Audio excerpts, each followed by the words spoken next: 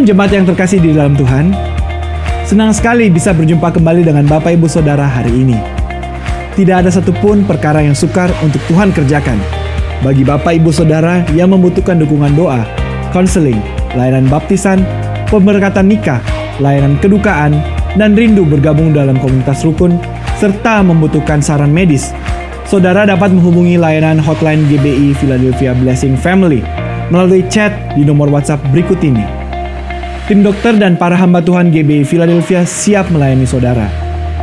Di ibadah hari ini, kita juga diberi kesempatan untuk menabur dan memberi persembahan bagi pekerjaan Tuhan.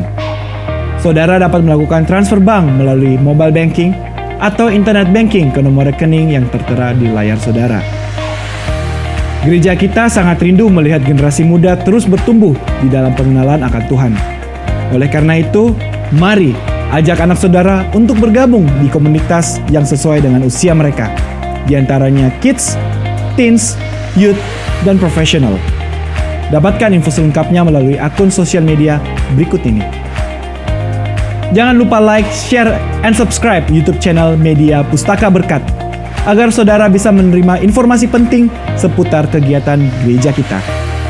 Selamat beribadah, Tuhan Yesus memberkati.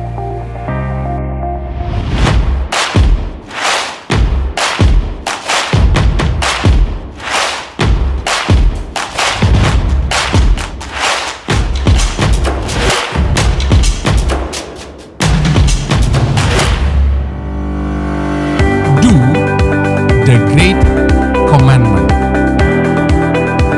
Fulfill the Great Commission. Be a great disciple. Think generational. Now go.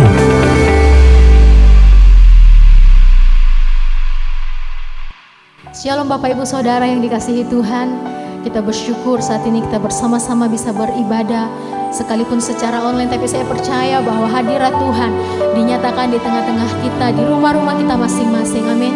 Mari sama-sama kita siapkan hati kita dan kita berdoa. Terpujilah namamu ya Tuhan, Bapa di sorga, Allah yang kami sembah. Kami bersyukur untuk kesetiaan Tuhan hari lepas hari dalam kehidupan kami.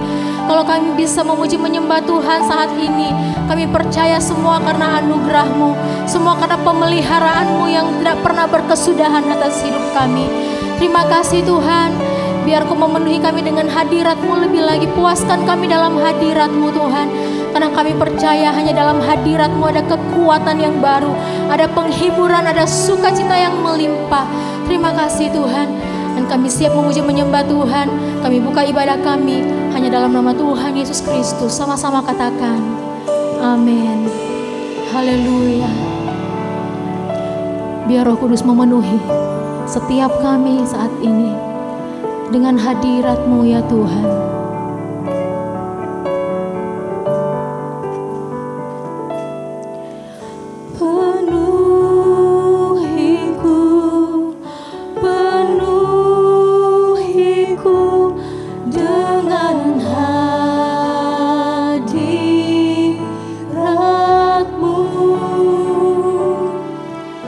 Urapiku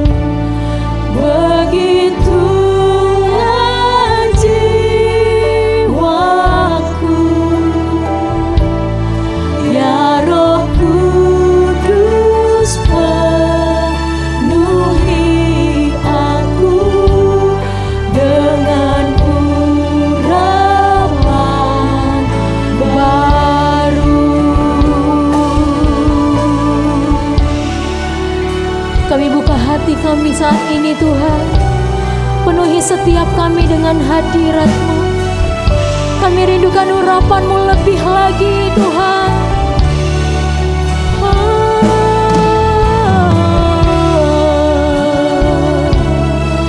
Engkau urapi. Mari jemaat Tuhan, sama-sama rindukan Tuhan. Katakan sekali lagi, penuhiku. Penuhiku, penuhiku dengan hadirat-Mu.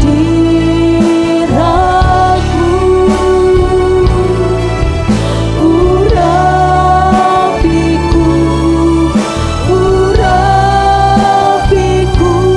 dengan minyak-Mu. Seperti rusa yang rindu Tuhan, seperti rusa rindu sungai-Mu, begitulah jiwaku. Ya Roh Kudus, penuhi setiap kami Tuhan. Amin. Dengan urapan, angkat tangan kita sama-sama katakan, seperti rusa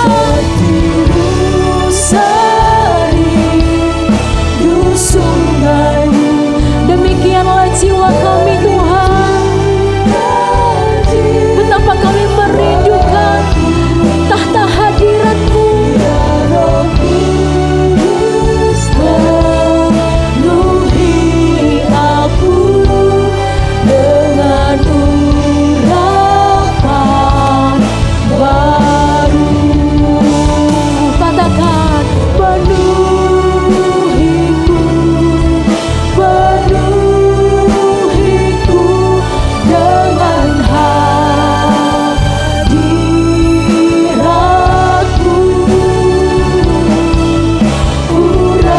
Urapiku, urapi kami Tuhan, dengan minyak kudus-Mu, dengan minyak kudus-Mu,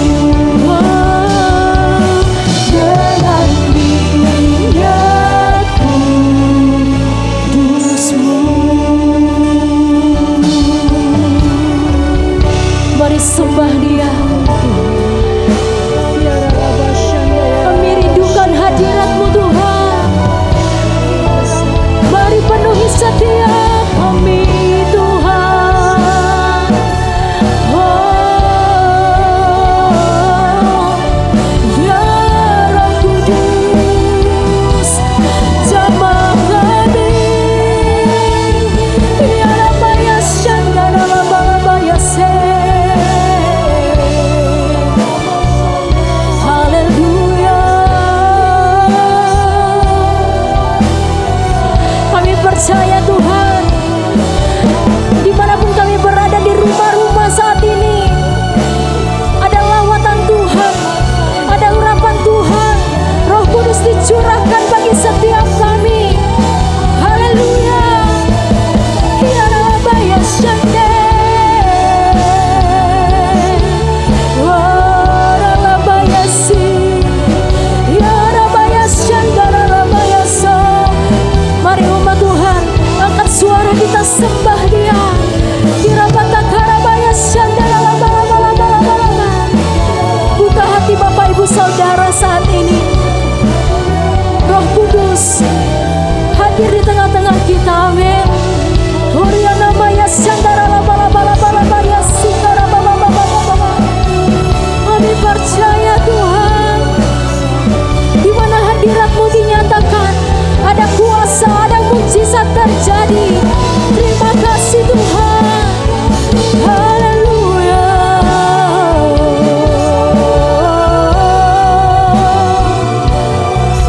Terima kasih Tuhan.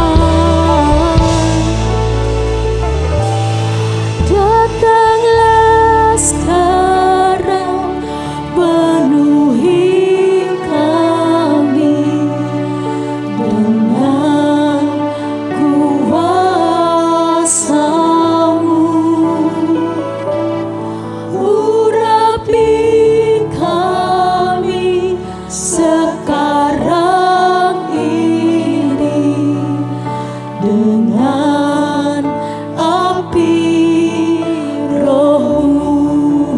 sekarang, datanglah sekarang. Saya jemput Bapak Ibu Saudara, sama-sama kita bangkit berdiri. Angkat tangan kita di hadapan Tuhan. Kuasamu urapi kami sekarang, ya Tuhan, dengan api Roh-Mu. Mari sama-sama angkat tangan kita sekali lagi, katakan, datanglah sekarang, penuhi kami dengan kuasa-Mu. Yes Lord, urapi kami sekarang ini dengan api Roh. Sekali lagi nyanyikan, datanglah sekarang, penuhi kami. Amin Tuhan, penuhi kami dengan kuasa-Mu. Haleluya. Urapi kami sekarang ini dengan api Roh-Mu, dengan api Roh-Mu, dengan api Roh-Mu. Berikan sorak-sorai tepuk tangan yang terbaik buat Tuhan Yesus. Serukan haleluya. Kami mau lebih lagi bersorak-sorai bernyanyi bagi Tuhan. Sama-sama yang siap katakan amin. Haleluya. Mari sama-sama kita bertepuk tangan buat Tuhan Yesus yang baik. Sebab kasih-Nya luar biasa atas kita, amin. Anugerahnya untuk selama-lamanya. Haleluya. Mari masuk gerbangnya dengan hati bersyukur, halamannya dengan pujian,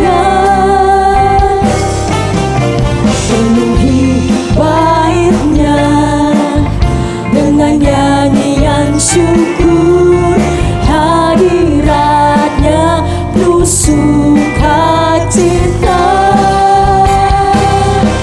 Sebab Tuhan Dia baik dan anugerahnya kekal selama-lamanya. Amin. Sebab Tuhan Dia baik dan anugerahnya kekal selama-lamanya. Amin. Haleluya. Sebab Tuhan Yesus kita baik, amin. Katakan, mari masuk gerbangnya dengan hati bersyukur, halamannya dengan pujian, penuhi baitnya dengan nyanyian syukur, hadiratnya penuh sukacita. Angkat tangan kita sama-sama, katakan, sebab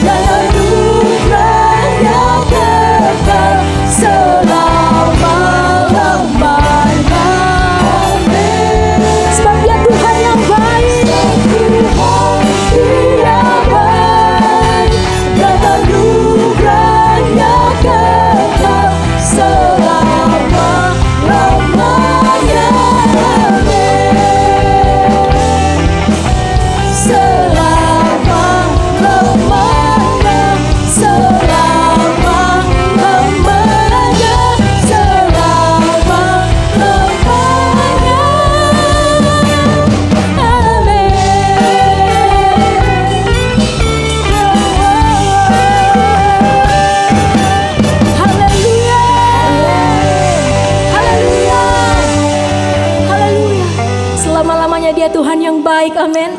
Mari sama-sama kita duduk kembali dalam hadirat Tuhan. Kita siapkan hati kita lebih lagi untuk menerima kebenaran firman Tuhan saat ini. Kita mau terus memuji Dia, amin. Sebab Dia Tuhan yang baik, Dia Tuhan yang layak dipuji. Terima kasih Tuhan Yesus. Terima kasih Tuhan Yesus. I just want to praise you. Lift my hands and say, I love you. You, my everything to me. And I exalt your holy name. I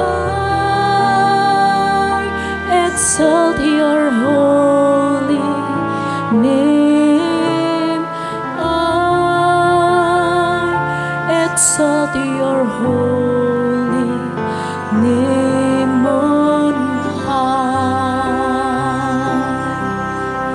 Angkat pujian kita bagi Tuhan. Katakan, I just want to. I just want to praise you.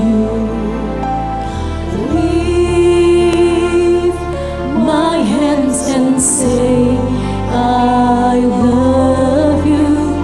You are everything to me. And I exalt your holy name. I exalt your holy name. I exalt your holy name. Mari angkat tangan kita sekali lagi. Katakan, I just want to praise you. I just want to praise you. Lift my hands and say, I love you. You are everything to me, oh Lord. Amin Tuhan. I exalt your holy name. I exalt your holy name. I exalt your holy name on high. We just want to praise you. Once again singing, I just want to praise you. Just want to praise you and lift my hands and say, I love you. You are everything to me. And I exalt your holy name. I exalt your holy name. I exalt your holy name on high. Haleluya, haleluya, shalom Bapak Ibu Saudara sekalian, Jemaat GBI Philadelphia dimanapun Anda berada mengikuti ibadah online hari ini. Senang saya Pendeta Agus Rutan diberikan kepercayaan kembali untuk menyampaikan pesan firman Tuhan. Terima kasih banyak kepada Bapak Gembala dan Ibu, Bapak Pendeta Yusa Handoyo dan keluarga untuk kesempatan kepercayaan yang diberikan kepada saya. Pada hari yang spesial ini, saya ingin menyampaikan firman Tuhan yang luar biasa dari Injil Lukas pasal yang keempat, ayat yang pertama sampai ayat yang ke-13. Lukas pasal yang keempat, ayat yang pertama sampai yang ke-13 yang menulis demikian. Yesus yang penuh dengan Roh Kudus kembali dari sungai Yordan, lalu dibawa oleh Roh Kudus ke padang gurun.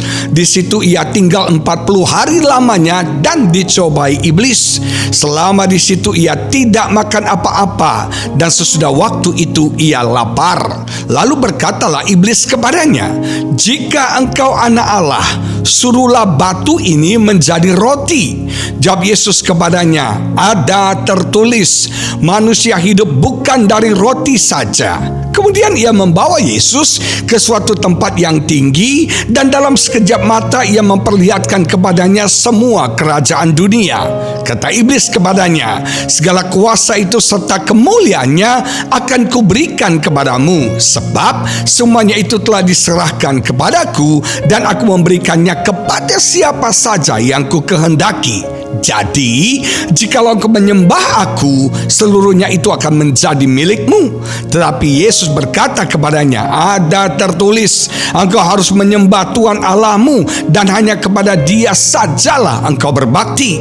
Kemudian ia membawa Yesus ke Yerusalem dan menempatkan dia di bubungan bait Allah, lalu berkata kepadanya, "Jika engkau anak Allah, jatuhkanlah dirimu dari sini ke bawah, sebab ada tertulis, mengenai engkau ia akan memerintahkan malaikat-malaikatnya untuk melindungi engkau, dan mereka akan menata engkau di atas tangannya, supaya kakimu jangan terantuk kepada batu." Yesus menjawab katanya, "Ada firman, jangan kau mencobai Tuhan Allahmu." Sesudah iblis mengakhiri semua pencobaan itu, ia mundur daripadanya dan menunggu waktu yang baik. Mari kita sepakat di dalam doa. Bapa di surga, kami bersyukur untuk kesempatan hari ini. Bapa masih berikan kami untuk bisa mendengarkan kebenaran firman-Mu. Berkati firman ini sungguh menerangi hati kami, menerangi pikiran kami. Firman ini memerdekakan, membebaskan, dan mengubah hidup setiap kami. Urapi hamba-Mu ini Tuhan, pakai hamba-Mu, berbicara dengan dahsyat melalui hamba-Mu. Penuhkan hamba dengan kuasa, urapan, wibawa, otoritas ilahi, dan urapi setiap umat-Mu yang mendengarkan kebenaran ini ya Bapa. Biar dengan hati yang terbuka lebar, kami mau menerima firman ini. Kami mau tundukkan semua pikiran untuk fokus kepada firman Tuhan. Di dalam nama Yesus kami berdoa dan kami mengucap syukur. Haleluya, amin. Bapak Ibu Saudara sekalian, sebagai pengikut Kristus, sebagai orang percaya, kita hidup dalam medan pertempuran secara rohani. Alkitab berkata kita punya musuh, kita punya lawan, yaitu si iblis, yang selalu menggoda kita, mencobai kita untuk kita jatuh dalam dosa. Nah, kita akan bisa menang melawan semua strategi siasat iblis kalau kita mengerti cara kerjanya. Dan kita bersyukur sekali, Lukas pasal 4 yang kita baca tadi, di situ Alkitab mengungkapkan kepada kita strategi iblis, cara kerjanya iblis, siasatnya iblis, taktiknya iblis. Kalau kita bisa mengerti cara kerjanya, taktik, strateginya, kita akan bisa mengalahkan dia. Dalam satu peperangan, dalam satu pertandingan, para musuh atau lawan akan mencari informasi tentang lawannya. Kekuatannya apa, strateginya apa, kelemahannya apa. Nah, pada hari ini kita mau belajar supaya kita tidak jadi orang yang kalah terus, yang selalu jatuh dalam dosa.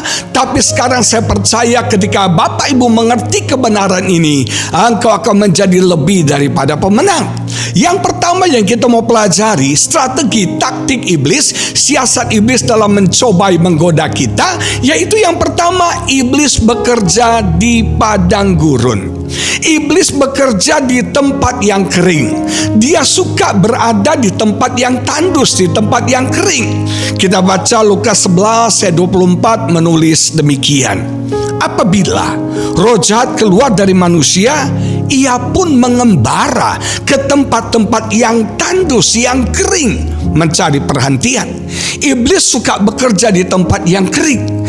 Kalau ada hati yang kering, hidup yang kering, emosi yang kering, rohani yang kering, maka itu menjadi akses bagi iblis untuk bekerja, menghancurkan hidup kita, menghancurkan pelayanan kita, bisnis kita, keuangan kita, kesehatan kita, dan menghancurkan pernikahan rumah tangga kita. Sebagai manusia kita bisa kering. Maka dari itu kita harus berhati-hati. Jangan izinkan hati kita kering. Jangan izinkan emosi kita kering. Saudara, ada banyak orang hari-hari ini emosinya kering. Tidak ada sukacita, hanya komplain, mengeluh, ngomel aja saudara. Hidupnya stres, depresi, penuh keputusasaan. Gak usah tertawa, senyum aja susah saudara sekalian. Kenapa hal itu terjadi? Karena emosinya kering, jiwanya sedang kering, gampang marah, saudara, gampang ketakutan. Kita juga bisa mengalami kekeringan secara rohani. Gairah, semangat rohani itu bisa hilang, bisa kendor. Dulu kita bisa melayani Tuhan dengan begitu bersemangat, tapi sekarang kita melayani hanya rutinitas, hanya kebiasaan, hanya tanggung jawab. Tidak ada lagi cinta di dalam hati kita dalam kita melayani Tuhan. Dulu kita menyembah Tuhan, kita bisa berlinang air mata, kita merasa Tuhan begitu dekat. Tapi sekarang hubungan kita dengan Tuhan menjadi hubungan yang tawar, menjadi hubungan yang biasa-biasa saja. Mungkin Anda masih berdoa, mungkin Anda masih menyembah Tuhan, tapi sudah nggak ada lagi gregetnya, udah nggak ada lagi semangatnya. Saudara sekalian, rohani kita bisa kering, kering sekali. Kita udah nggak bisa mengasihi sesama lagi, penuh kepahitan, penuh kebencian, penuh dendam dan kemarahan. Ingat ya, ketika ada tempat yang kering, maka itu menjadi akses iblis bekerja. Tapi satu hal yang luar biasa yang kita pelajari dalam firman Tuhan, iblis bekerja di tempat yang kering, dan Roh Kudus bekerja melayang-layang di atas permukaan air. Hari-hari ini kita butuh Roh Kudus menyegarkan jiwa kita. Kita butuh Roh Kudus memulihkan roh kita. Roh Kudus bekerja di atas permukaan air. Kita butuh, saudara sekalian, Roh Kudus memenuhi hidup kita. Kita butuh Roh Kudus mengurapi kita. Perhatikan di Alkitab, Yesus dipenuhi Roh Kudus. Yesus diurapi oleh Roh Kudus, baru dibawa ke padang gurun. Di dalam menghadapi pencobaan hidup ini, dalam menghadapi tantangan pergumulan hidup ini, saudara sekalian, kita nggak bisa pakai kekuatan kita. Kita butuh urapan Tuhan. Kita butuh urapan Roh Kudus. Apakah urapan itu?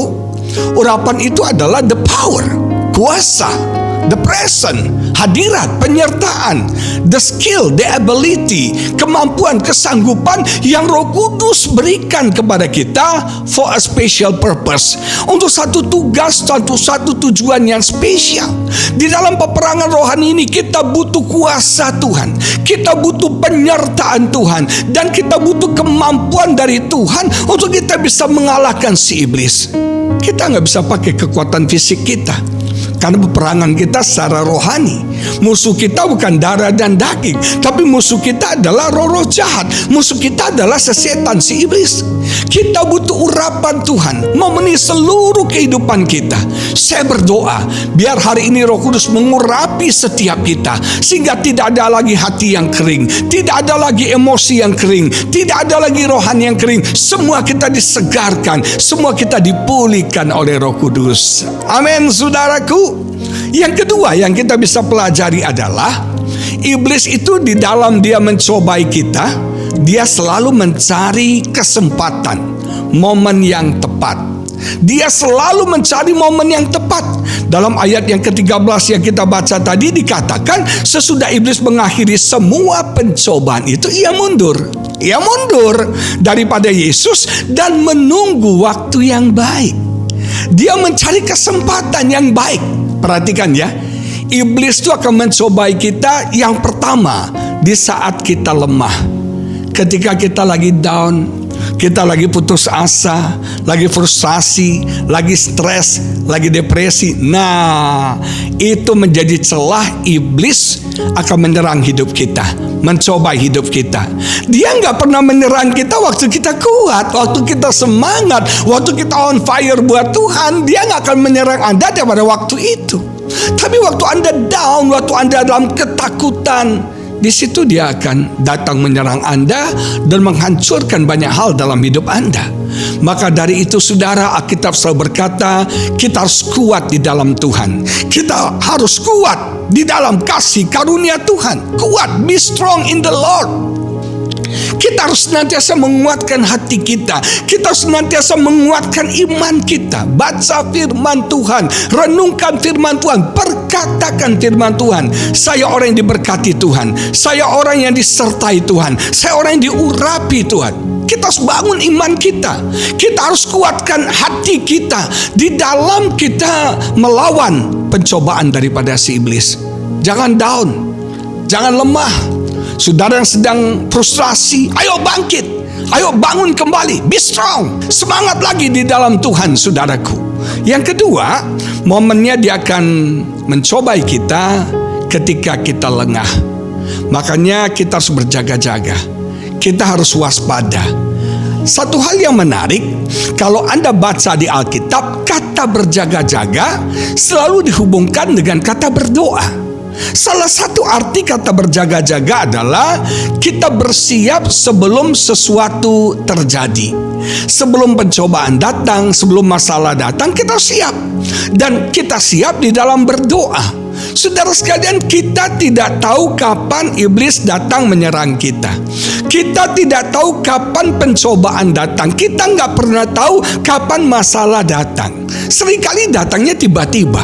Seringkali datangnya sekonyong-konyong. Kita nggak pernah kira, kita nggak pernah perhitungkan, kita nggak pernah juga. Tiba-tiba masalah datang. Tiba-tiba kita terpapar virus. Tiba-tiba ternyata kita sakit ini. Tiba-tiba ada banyak hal yang datangnya tiba-tiba. Nah, karena datangnya kita nggak pernah duga, nggak kira, kita harus siap. Siap di dalam doa. Doa membuat kita kuat. Doa membangun kekuatan yang luar biasa dalam hidup kita. Artinya, kalau Anda sudah kuat, Anda sudah siap, ketika masalah datang, jadi masalah lagi nggak buat Anda? Nggak jadi masalah. Makanya jangan lengah. Kita harus berjaga-jaga di dalam doa. Setiap waktu iblis bisa datang mencobai kita. Setiap waktu dia bisa menggoda kita. Maka dari itu kita harus perkuat kehidupan doa kita. Kita harus tingkatkan kehidupan doa kita. Matius 26 ayat 41 menulis demikian, berjaga-jagalah dan berdoalah supaya kamu jangan jatuh ke dalam pencobaan. Pencobaan apa? Roh memang penurut tapi daging lemah.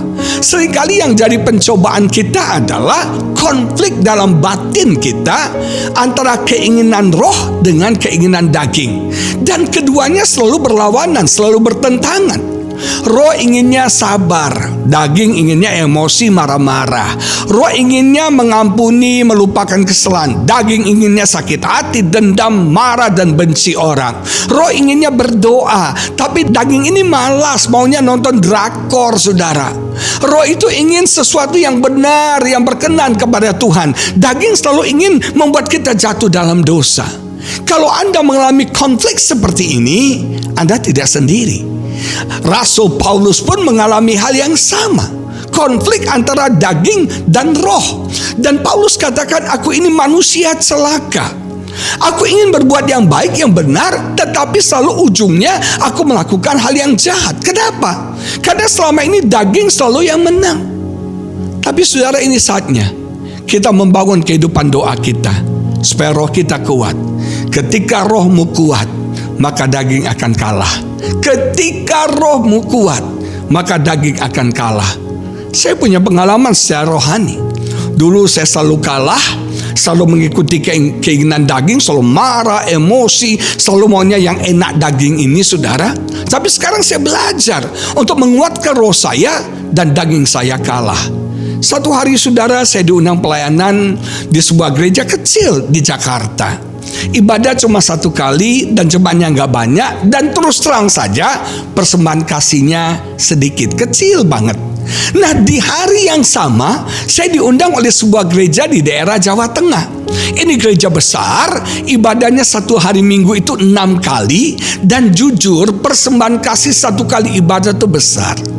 Saya bingung mau pilih yang mana. Saya berdoa, Roh menuntun saya untuk pilih yang di Jakarta, tapi daging inginnya saya ke Jawa Tengah. Karena jujur, persembahannya banyak, saudara. Sama-sama pelayanan, yang satu sedikit, yang satu banyak. Daging saya mengarahkan saya ke Jawa Tengah, tapi Roh ingin saya ke Jakarta. Dan akhirnya saya belajar tunduk kepada keinginan Roh.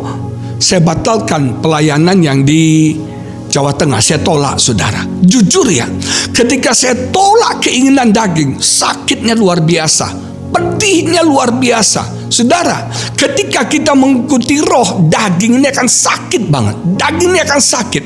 Saudara sekalian, dan saya bersyukur Tuhan tahu yang terbaik. Kalau saya pilih ke Jawa Tengah, ternyata sehari sebelumnya itu ada gempa bumi yang besar sekali yang menghancurkan banyak bangunan, dan kemudian banyak korban meninggal, dan ibadah pun tidak jadi dilakukan, batal. Saya bersyukur banget saya mengikuti tuntunan Roh. Saya memilih pelayanan di Jakarta. Tuhan tahu yang terbaik buat kita. Jangan selalu daging yang menang. Maka dari itu kita harus berjaga-jaga. Kuatkan rohmu di dalam doa, maka engkau akan melihat kemenangan Tuhan berikan dalam hidupmu. Haleluya, saudara sekalian. Yang ketiga, yang penting yang kita harus pelajari adalah iblis itu selalu menjadi pendakwah, menuntut. Dan selalu dia nuntut itu adalah identitas kita. Perhatikan identitas kita.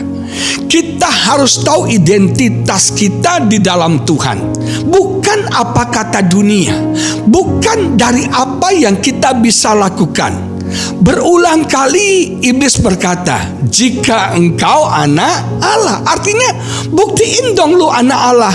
Kalau kamu memang anak Allah, buktiin dong. Apa buktinya kamu anak Allah?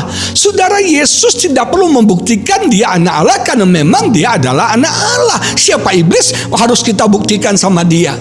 Makanya waktu Yesus dibaptis, Bapa memberikan deklarasi, proklamir bahwa Yesus adalah anaknya Tuhan yang dicintai, yang dikasihi, dan kepada Yesus Bapa berkenan. Kita harus mengerti ini. Kita anak Tuhan, kita dikasihi, dan kita berkenan. Kita diterima oleh Bapa. Iblis menggoda kita begini, saudara. Kamu menunjukkan identitas kamu, siapa kamu, berdasarkan apa yang kamu bisa lakukan. Saudara, jangan dibalik. Saudara, jangan kita izinkan siapa diri kita ditentukan oleh apa yang kita lakukan. No. Saudara sekalian, ini jebakan iblis. Sehingga kita selalu mencari approval, mencari penunjukan orang. Kamu tuh hebat, kita dengar kata orang. No. Kita ini the son of God, kita ini anak Allah. Ada 3 perangkap yang dipakai oleh iblis. Yang pertama, performance trap, penampilan, saudara. Dalam pencobaan yang pertama, iblis katakan, ubahlah batu menjadi roti. Artinya apa? Iblis menggoda Yesus memakai kuasanya, memakai karunia talenta yang Bapa berikan kepada dia untuk kepentingan egonya, untuk memuaskan dagingnya, untuk memuaskan egonya. Perhatikan, batu menjadi roti, kan itu roti kebutuhan fisik. Yesus lagi lapar, memang dia butuh roti. Saudara sekalian, performance bahaya sekali. Iblis berkata kita ini anak Allah berdasarkan apa yang kita lakukan. No, saudara. Jangan dibalik. Karena kita anak Allah lah, kita bisa melakukan ini itu. Jangan dibalik. Yang kedua, dia pakai namanya possession trap. Apakah possession trap? Siapa kita ditentukan oleh berapa banyak yang kita miliki. Makanya dia bawa Yesus, saudara, melihat ke kerajaan dunia, kekuasaan dunia.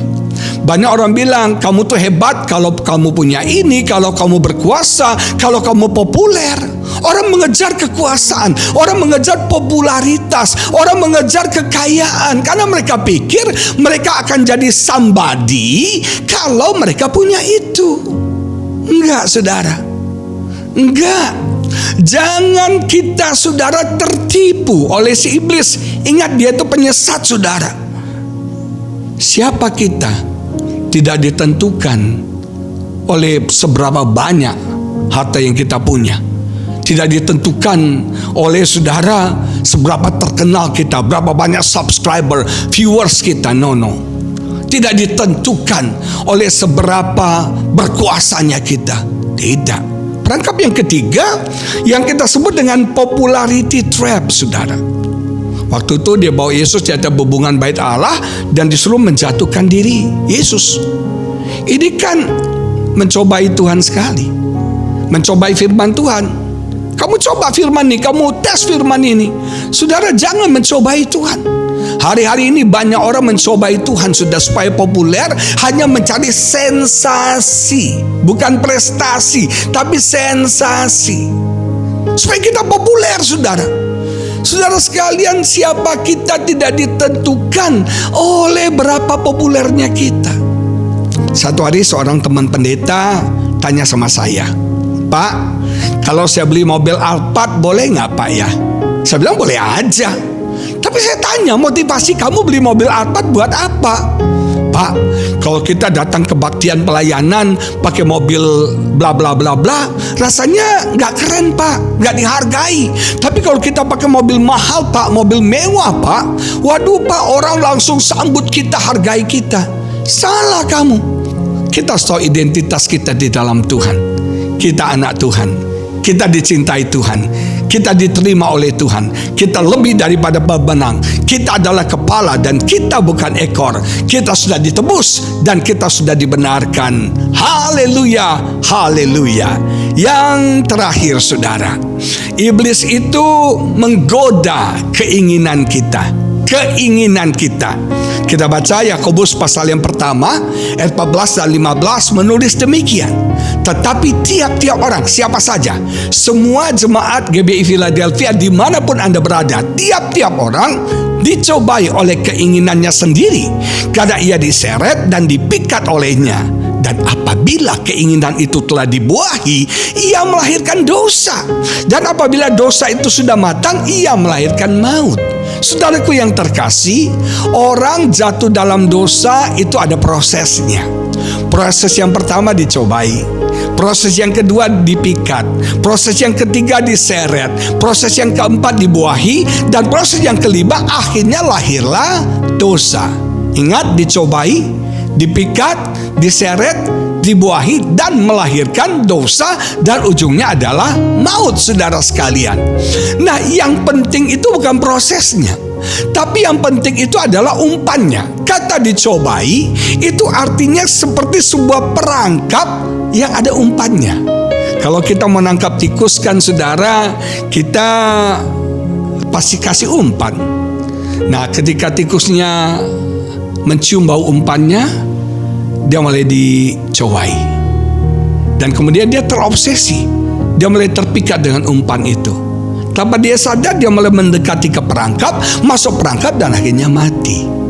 Yang penting kita tahu apa umpannya iblis.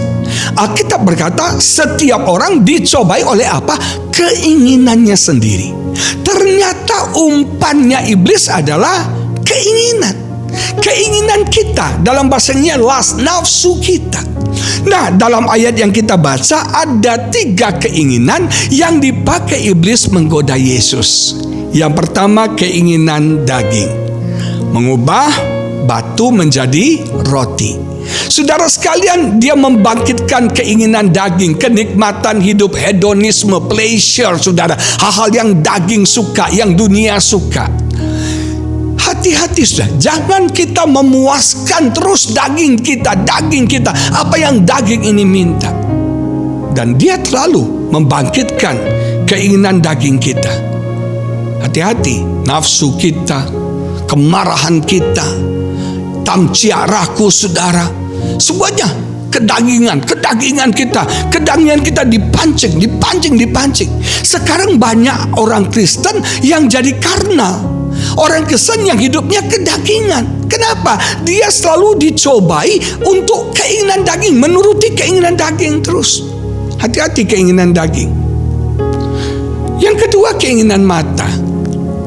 Dia menawarkan kekuasaan, kemuliaan dunia ini kepada Yesus. Mata ini hati-hati, harus dijaga. Ingat saudara sekalian, Lot, dia melihat Sodom dan Gomora begitu subur, begitu nyaman rasanya. Apa yang kita lihat bisa menipu kita. Daud, dia jatuh dalam dosa perzinahan dengan Batsheba karena dia melihat Batsheba sedang mandi. Makanya bapak-bapak hati-hati ya, apa yang Anda lihat. Boleh sih lihat cewek cantik, tapi cuma 2 detik aja, 1-2, kemudian balik arah. Amin. Bapak-bapak, ibu-ibu ke mall, rencana mau beli barang A, dia sudah beli semua, kecuali barang A yang dia mau beli malah dia lupa. Berapa banyak kita beli barang, tapi begitu sampai di rumah kita nggak suka, kita nggak pakai, cuma hanya memuaskan keinginan mata kita. Hati-hati. Yang ketiga adalah keangkuhan hidup.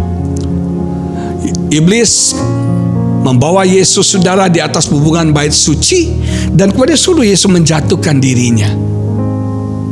Dia menguji kesombongan Yesus.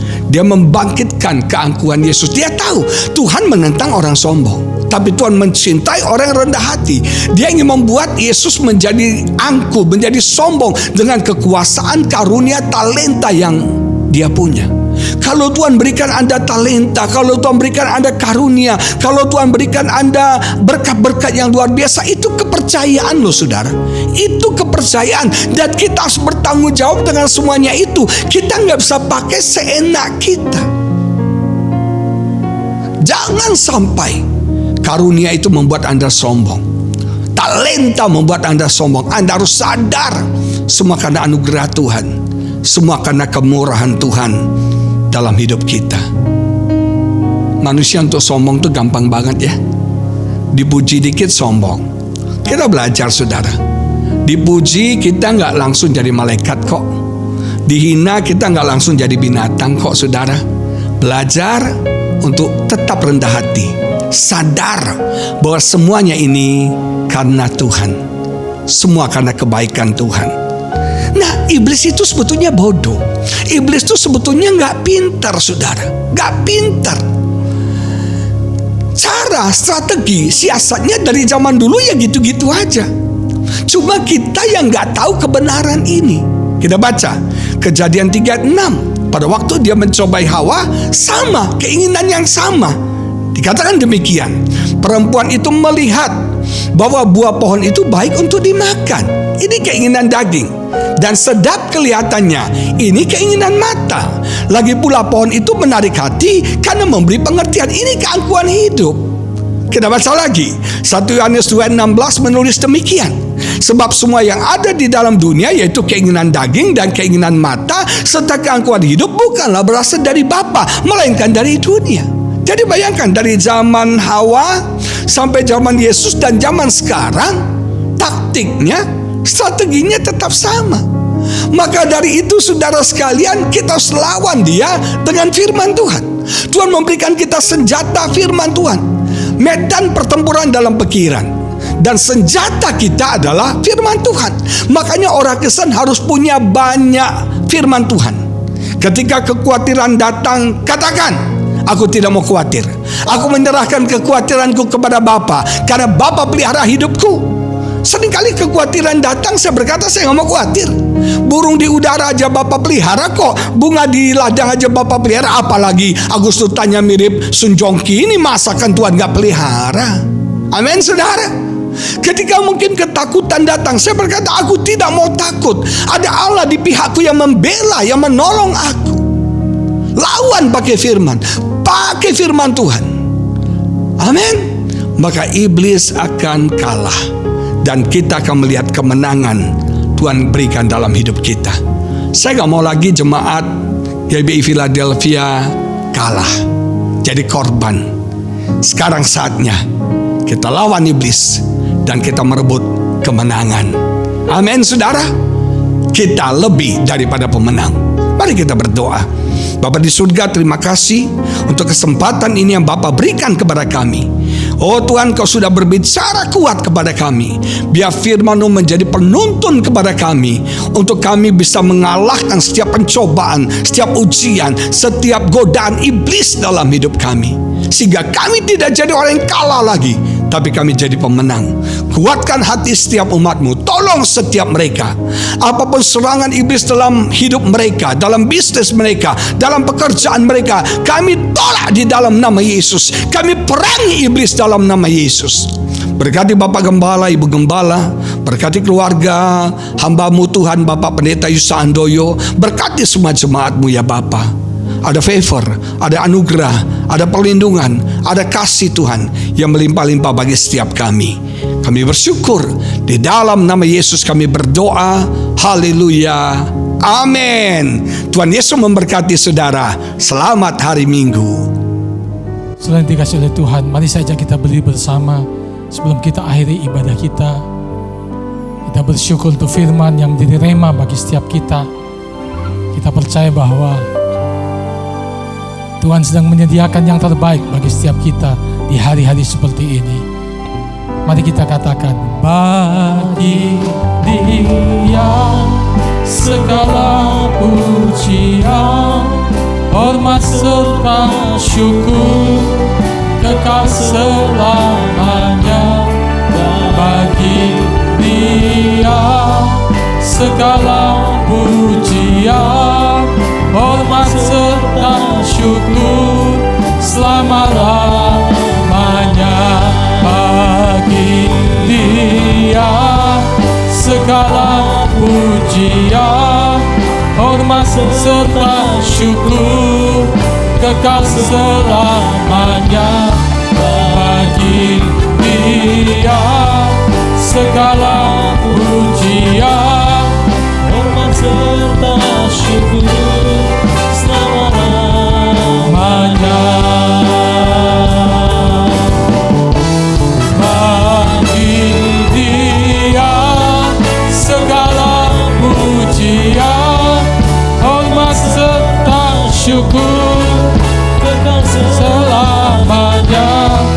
Bagi Dia segala pujian, hormat serta syukur selama-lamanya. Selama-lamanya. Selama-lamanya.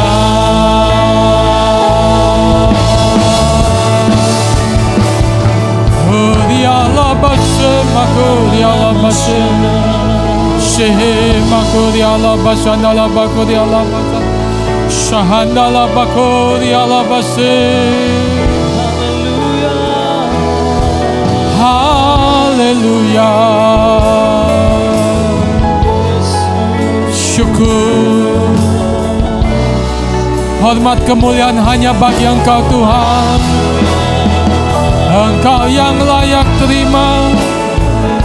Terima kasih Tuhan. Syahadala bakuriala basem, kirala basem bakuriala basem, yahandala bakuriala basem, yahandala bakuriala basem, yahandala. Sebab Kau layak terima pujian, sebab Kau layak terima pujian, sebab Kau layak.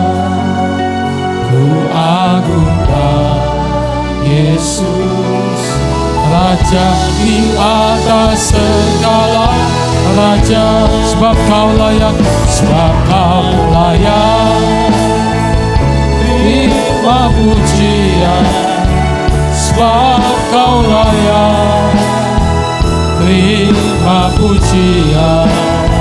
sebab Kau layak ku agungkan. Yesus, Raja di atas segala raja, Raja di atas segala raja, Raja di atas segala raja. Katakan haleluya. Bapa, terima kasih untuk hari ini, memberkati hamba-Mu yang sudah menyampaikan kebenaran firman-Mu Tuhan. Kami percaya kasih anugerah Tuhan berlimpah-limpah, semakin Tuhan pakai lebih heran lagi. Memberkati semua umat Tuhan, semua juga yang mengikuti ibadah ini, seluruh jemaat diberkati oleh Tuhan. Diberkati pribadi, keluarga, kesehatan, keuangan, pekerjaan, usaha, kesaksian pelayanan kami semua Tuhan. Bahkan seluruh persembahan, taburan dari umat-Mu diberkati oleh Tuhan. Kami belajar tetap setia mengasihi melayani Tuhan Yesus sampai Tuhan Yesus datang untuk kedua kalinya dan kami bertemu dalam kemuliaan surgawi kekal selama-lamanya. Dalam nama Tuhan Yesus, setiap kita yang percaya katakan amin. Tuhan Yesus memberkati saudara.